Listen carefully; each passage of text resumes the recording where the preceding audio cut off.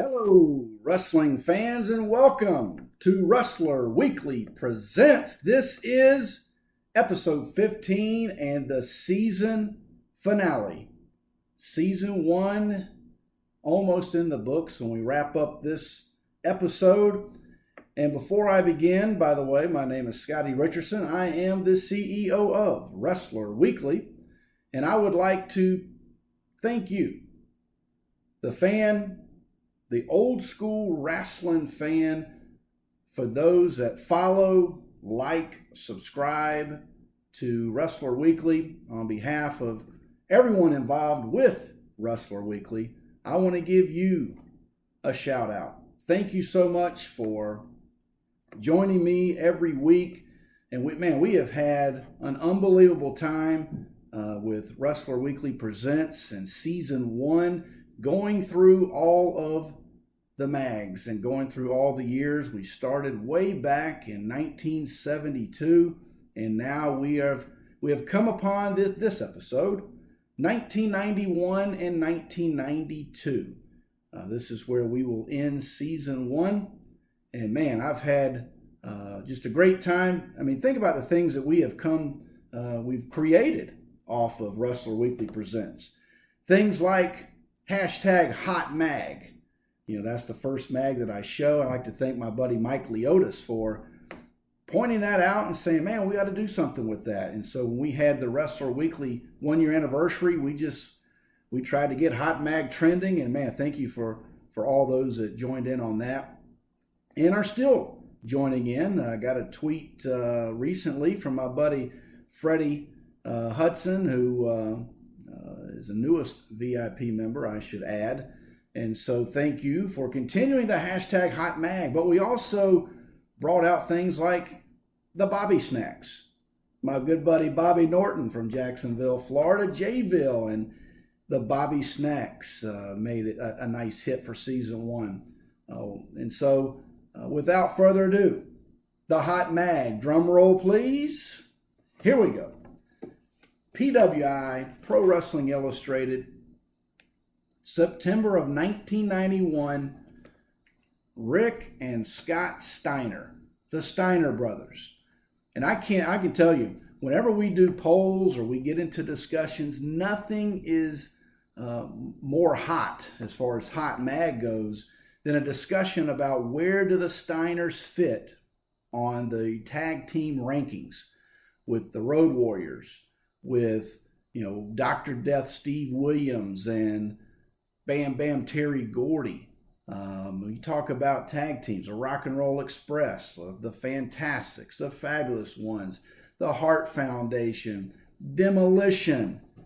I mean, when you start talking about tag teams, Ricky Steamboat and Jay Youngblood, Ric Flair and Greg Valentine, the Steiners, it's always a great conversation and a great discussion when we're talking about where do the Steiners rank. They've got to be in the top 3, maybe the top 2, and for some of you fans, numero uno.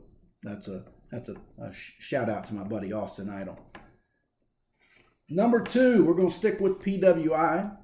This is May of 1991, and this is a very special one to me for a couple different reasons, but let me just show it to you. This one is signed by the late, great, see if you can see that, the late, great Roddy Piper. That's right, Roddy Piper signed this one. And a couple episodes ago, when I had my buddy Jim Valley on, we talked about Roddy Piper and his run through Mid-Atlantic for me and for the Pacific Northwest for Jim. But for a lot of you fans, his run with Piper's Pit and the WWF and WWE, I mean, that's where a lot of fans really remember Roddy Piper. And who can forget never forget when Piper and Flair became the World Tag Champions. You talk about tag teams, how about that one? Later in their career, and they won the tag gold. Let's move on. I really love this one. Another PWI, April of 1992. This one is actually personalized to me, Scottie. This is from Lex Luger, and Lex is holding the United States title. This is back with his feud with Sting, and what a great feud they had, and what a great run through the 90s that the total package Lex Luger had. And who can forget just some of those great matches, especially in 1997 when he became PWI Wrestler of the Year and defeated Hulk Hogan for the he defeated Hollywood Hogan for that NWO World title, which was the WCW Big Gold. But great one here, personalized to me. Now, we've got two left, and now we're into 1992. And if you know your wrestling history and you know what happened in 1992, this is from The Wrestler, May of 1992, and I'm going to read it. He rumbled past 29 men. Ric Flair's hour of power. Can one man stop him at WrestleMania 8? Signed by the Nature Boy Ric Flair. If you can see, I should have had him sign this one in silver, but he was signing quite a few of my mags at the time. This was in Dorton Arena a few years ago, but it is signed there. If you can see a little bit of the Sharpie. And so, this week's guest to talk about Ric Flair's crossover from the from WCW NWA over to the WWF is going to be none other than my brother Reggie Richardson. Let's get him on the horn, talking about the Nature Boy, Ric Flair, and his rumble to greatness. Reggie, are you there? I'm here. All right. This is episode 15, as you know, the season finale, 1991, 1992, and I just talked to my fans, my people, that we're going to discuss Ric Flair, the crossover from NWA, WCW over to WWF, and The Wrestler, May of 1992, winning the Royal Rumble. What do you remember about it? Well, the last time I was on, your VIP members know that I like to give a little bit of historical context to get people in the frame of mind of what's going on culturally. But if you look, there was a lot of amazing things that happened that year. You've led me right into probably the most amazing. The most amazing thing was not the fact that the movie Hook flopped, biggest flop in cinematic history. Wasn't the fact Nick Nolte was sexiest man alive for People magazine, which is still a head scratcher. Oh yeah. Wasn't the fact Bill Clinton was blowing a saxophone on Arsenio Hall show, which he later got his saxophone blown in the Oval Office, but that's for another show. It wasn't the fact Nirvana was climbing the charts. It wasn't the fact Beverly Hills 90210 for a sophomore high school student like myself trying to grow out his sideburns was taking over the TV airways. And it wasn't the fact Wayne's World was the #1 movie at the box office with Tia Carrera. As Pete Rose said, he would walk through hell in a gasoline suit to play baseball. I would do the same to kiss her big toe. But the biggest amazing thing that happened that era, that year, was that Ric Flair unified the World Heavyweight Championship. Now did you say unify? Because I can tell you, fans, I know where this is headed, and this is historical. What you're about to hear. Well, I was being nice to the WWE, WWF homers, but I'm going to educate. That's the reason you brought me on here. I'm the historical guy. I'm going to educate. So we have to first realize that the WWF title, which was back in the 60s, 70s, started with Nature Boy Buddy Rogers in 63, was a regional championship. I hate to break it to everybody, but Hulk Hogan was a regional champion. He did not tour the country. 1935, the NWA began, and for that length of period of time, up until 92, which is what we're talking about, the NWA champion toured the country. Even at the latter stage of Ric Flair's run in the NWA, quote, WCW, even though it was WCW at the end, it was still the NWA World Heavyweight title. They went to Japan. They did a lot of matches over there with Fujinami. Yeah. And a lot of the geeks over there. But it was, WWF was a region. I'm going to get a lot of heat. You're going to get a lot of heat for that. But it was a regional. Someone right now is saying WrestleMania 6 was in Toronto. Yes. And how close is Toronto to Buffalo, New York? That's my point. Thank you. Yeah. It's a regional belt. So when Flair came in, quickly, I'll be very brief. Bobby Heenan first was showing the NWA title, the real world champion. And Flair made his debut on Primetime Wrestling. This is pre-Raw, pre-WWE Monday Night Raw. I believe it came on Tuesday nights, but someone can fact check me on that. And they probably will. Flair came out, burst the bubble. Then he came out on the Paul Bearer show called The Funeral Parlor. Survivor Series 91, Hogan versus Undertaker for the title. And Ric Flair comes out of nowhere, gets in Hogan's face and says, I have just burst the bubble you've been living in. Absolutely. One of the greatest lines ever. Yeah. So fast forward again.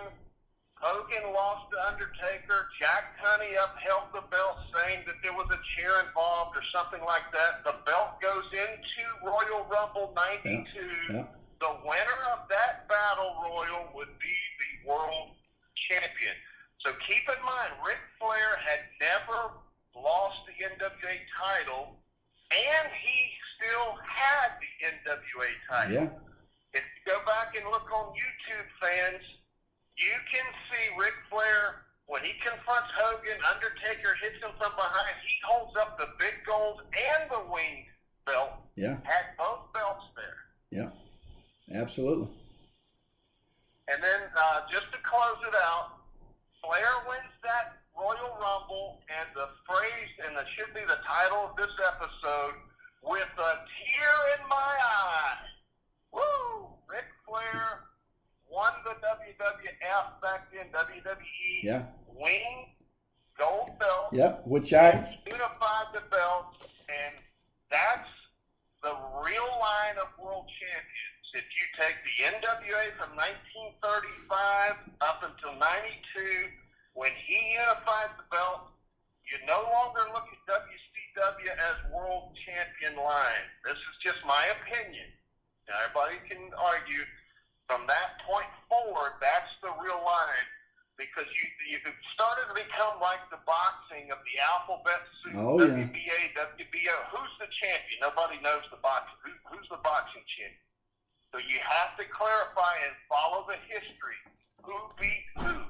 Yeah. That will tell you. And so I have March of 92, which we'll talk about on the bonus episode. But here's this is the WWF magazine.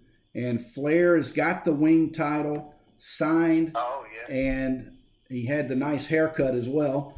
But here's how I sum this up. And I've actually started some research on a future book. I call it the bloodlines of the world title. The bloodline. Yeah. So if you take, if you talk about bloodlines, and you say, okay, if the NWA is the world title, which again, we're going to get arguments that actually the NWA is not, but if the NWA is and was, in which we believe it to be, the world title, the traveling world champion, going back to Harley Race and all those before him and after, and you follow that bloodline, Ric Flair never lost the NWA World Title. When that big gold showed up in WWF, the bloodline was still there. It was still alive. It was still open. And so when you talk about now he wins the Royal Rumble, now we are getting into some really historical facts. And I'm gonna wrap up episode 15. We're gonna go on the other side to the VIP bonus episode. If you are not VIP, you're missing out. Go to WrestlerWeekly.com, subscribe for free, and then I'll send you the information needed to become a VIP member and get the behind the scenes. Reggie, thank you for joining me on episode 15, season finale, in the books. Next season, what can you expect? Well, I'll tell you. Signed programs, signed posters, signed 8x10s, signed ticket stubs, you name it, we're going to show it to you in season 2. Anything to add, Reggie? I tell you, it's been a great season, and for all the fans out there of the show, season 2 will be even better. Absolutely. If you want to support the show, go to ProWrestlingTees.com, Wrestler Weekly. If you want to follow us on Twitter, like us on Facebook, and subscribe on YouTube, WrestlerWeekly.com. You can also find us on Instagram. Thank you, and as my good buddy Freddie Miller always said, season 2, don't miss it, be there.